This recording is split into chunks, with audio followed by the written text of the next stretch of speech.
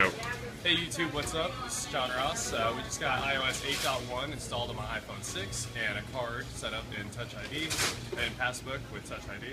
So we're going to order some McDonald's right now and pay with phone. Alright, so I need a number 13 grill.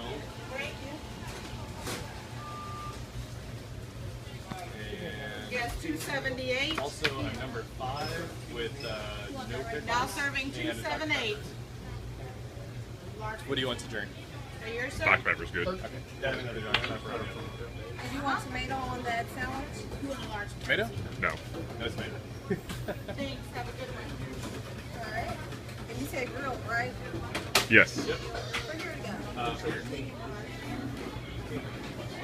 You want any cookies or pies or snacks? Nope, I think we're good.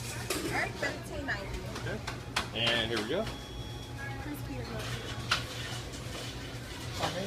Crispy or grilled chicken?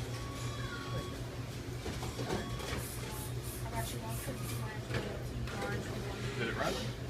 Oh, yeah. You can do it now. Okay. $7.49. Okay, transaction processing Yep. and approved. So that's Passbook, Touch ID, and a Chase Freedom with iOS 8.1.